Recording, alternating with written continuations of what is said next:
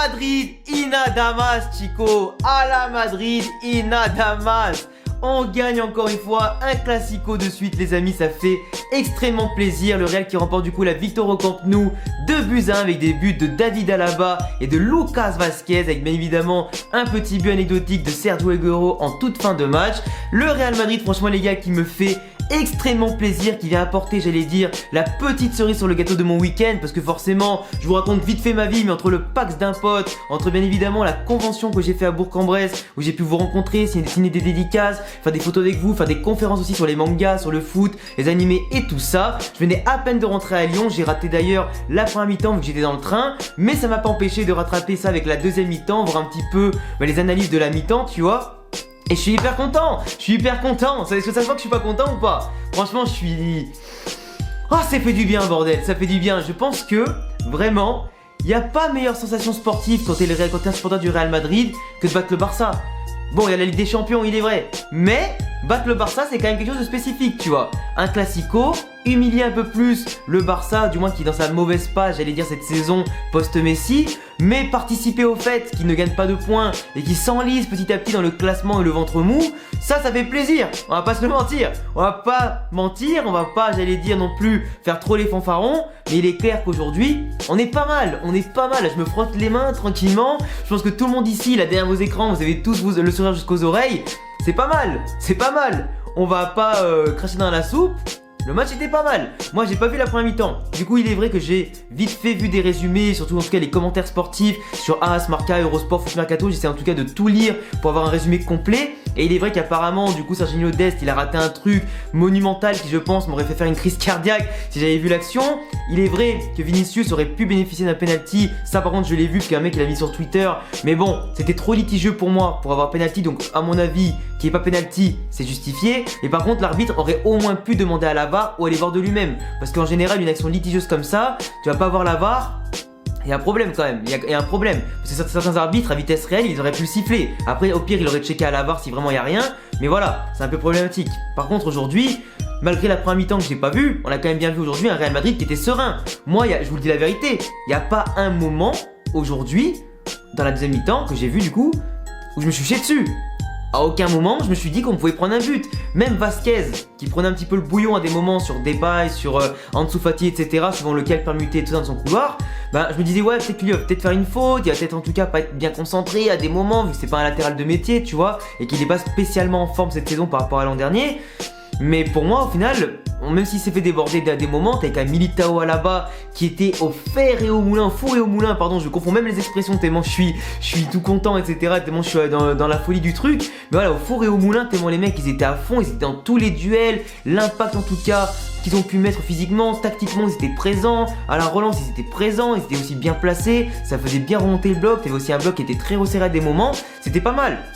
Le Real Madrid aujourd'hui a montré que c'était une équipe qui était capable de souffrir à des moments, même s'il est vrai, quand je dis souffrir, c'est plus laisser le ballon au Barça, les laisser déborder de temps en temps, faire des petits centres, etc. Qu'au final, on a toujours su dégager, qu'on a toujours su amortir, j'allais dire, au niveau des vagues qui venaient vers nous, et pour mieux les contrer, les choper à la gorge derrière après ça. Et pour moi, le Barça aujourd'hui, inoffensif. Certes, il y a eu des petits moments où j'aurais pu marquer un petit but, il est vrai, mais pour moi, on a contrôlé le match, on a su gérer nos possessions de balles, on a su gérer nos actions, que ce soit les contres ou les attaques placées, on a su marquer au bon moment pour les assassiner en tout cas. D'ailleurs, David Alaba, j'ai vu son but à la mi-temps, incroyable. Et d'ailleurs, rappelez-vous, pour ceux qui sont les plus fidèles sur cette chaîne-là et qui ont vu notamment ma vidéo de l'avant-match, j'avais dit que David Alaba marquerait. Alors moi j'avais pronostiqué 3-1 pour le Real, avec Vinicius, Benzema et Alaba buteur, mais j'ai quand même senti Alaba. C'est quand même pas rien, j'ai senti que ce mec-là, tu vois, comme le Barça, les supporters du Barça en général, ils aiment bien faire les faux culs, les hypocrites sur les réseaux, à te dire que oui, au début on voulait Alaba, il est trop fort, et que dès qu'Alaba il a choisi le Real Madrid, bizarrement il était nul pour eux. Mais du coup aujourd'hui, il aura prouvé, Alaba, qu'il était bon. Et simplement que Alaba, c'est le joueur qu'ils aimeraient avoir plutôt à la place d'un Dest ou d'un Sergi Roberto, Mingueza et tout ça. D'ailleurs Mingueza, est-ce qu'on en parle? C'était le petit toutou de Vinicius, le petit jouet de Vinicius qui est sorti à la mi-temps. C'était beau putain. D'ailleurs Vinicius, on en parle parce que j'ai parlé d'Alaba qui était exceptionnel en milieu de terrain, enfin en défense pardon, qui a su des fois prendre le ballon pour aller au milieu justement et continuer l'attaque comme sur son but. Mais sinon, à part parler de la défense qui était bonne, d'ailleurs pour finir sur la défense, c'est vrai que j'ai pas parlé des autres plus concrètement, mais Lucas Vazquez, pour moi il a été très bon aujourd'hui, même s'il a été pas mal débordé, mais il a surtout à faire ce qu'il faut et il ponctue sa bonne prestation par un but, en tout cas en se jetant avec plus de grinta que le défenseur du Barça, donc c'est magnifique.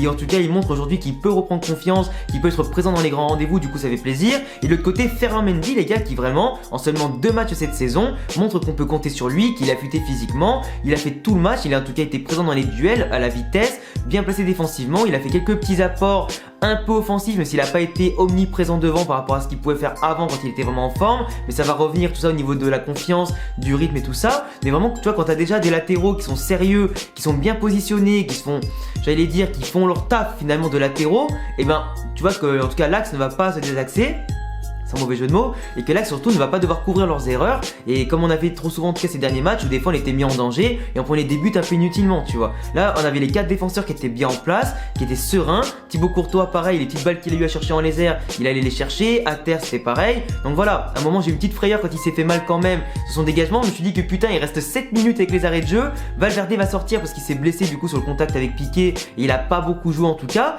Mais c'est vrai que Courtois, je me suis dit que s'il sort, qu'on est à 10 sans gardien, il y avait moyen qu'on perdait, ou peut-être un match nul, je sais pas, mais en tout cas on a réussi tant bien que mal à tenir la cadence quand même. Mais voilà, après à partir de là, le milieu de terrain aujourd'hui, Kroos, Casemiro, Modric, moi c'est vrai que j'aurais préféré avoir Valverde titulaire quand même, parce que Valverde titulaire dès le début contre un Barça qui n'aime pas forcément courir, et contre un Barça à qui dès que tu contestes la possession du ballon, bah ils ont pas forcément de solution. Déjà que quand ils l'ont, on l'a clairement vu, ils nous font juste un petit peu bailler parce qu'ils sont pas forcément très dangereux, ni intéressants, ni inventifs sur Lionel Messi. Mais aujourd'hui, voilà, avec un Valverde, peut-être dès le début, on aurait peut-être plus facilement cassé des lignes, apporté du danger, pris en compte, on aurait peut-être plus privé de ballon que ça.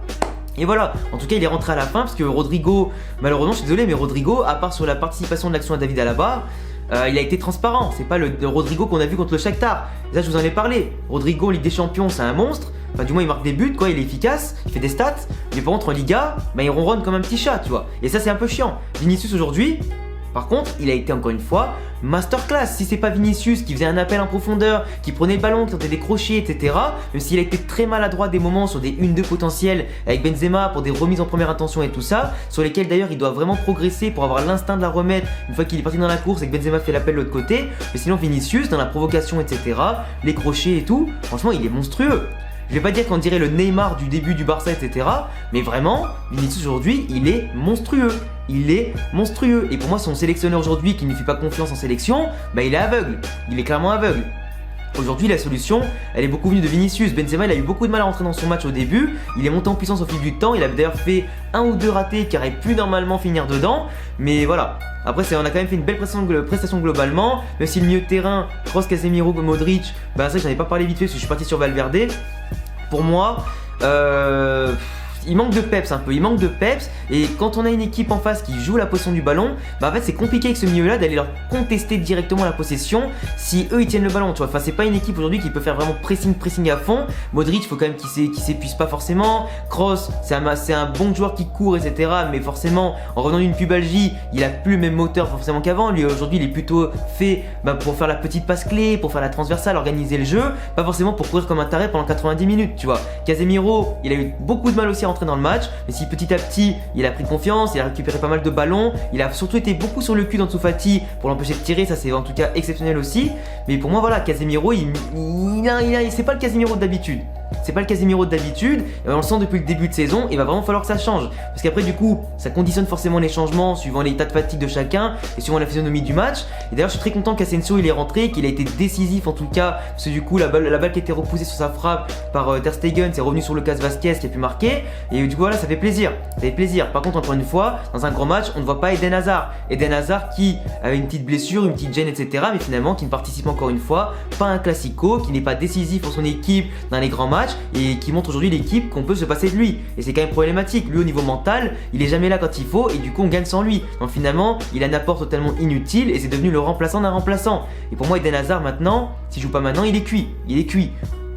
Voilà, c'est comme ça. Kamavinga, tout ça, bon. Après, il y a des joueurs et tout qu'on aurait pu faire rentrer, d'autres en tout cas, simplement qu'on n'a pas assez vu. Valverde, ce qui est dommage, c'est quoi? Il s'est fait mal parce que au début, il a apporté sa fraîcheur, il a récupéré des ballons, il a essayé d'apporter un peu de percussion entre les lignes, mais malheureusement, on l'a pas assez vu parce que du coup, forcément, en 10-15 minutes, 20 minutes, bah, il s'est fait mal, il est sorti par précaution, j'imagine, même si ça a peut-être dû l'handicaper plus qu'on pense en tout cas. Mais voilà, Carvajal qui est de retour sur le terrain, ça fait quand même plaisir. On l'a pas beaucoup vu non plus, mais le fait qu'il soit rentré, que Lucas Vazquez était un peu plus devant, bah, du coup voilà, on retrouve un arrière latéral droit de métier. C'est ce qu'il nous faut, un Carvajal en forme et un Ferland Mendy en forme. L'équipe sera stabilisée derrière, on pourra plus jouer notre jeu maintenant avec le milieu de terrain puis l'attaque, et on pourra en tout cas plus se lâcher sur les différentes phases en fait. Donc c'est grave cool, c'est grave cool. Mais voilà, après voilà, pour parler vite fait de la petite polémique sur laquelle je ne suis pas revenu jusqu'à maintenant, la fameuse main de Toni Kroos quand il est collé à De Jong et que le ballon il est comme ça, collé à De Jong qui le pousse en même temps et que le ballon lui retombe pile sur l'avant-bras. Frère, l'autre il te pousse, tu vois pas le ballon, t'es tout déséquilibré, t'es en train de tomber, le ballon il te tombe sur le bras, il y a pas pénalty, il est peut-être pas collé à ton corps, mais il est collé contre l'adversaire, frère, tu peux pas l'enlever ton bras en fait, parce que t'es en plein duel, tu peux pas aller au duel comme ça les mains dans le dos, mais finalement dans la surface, tu mets pas les mains, tu les déploies pas tes ailes.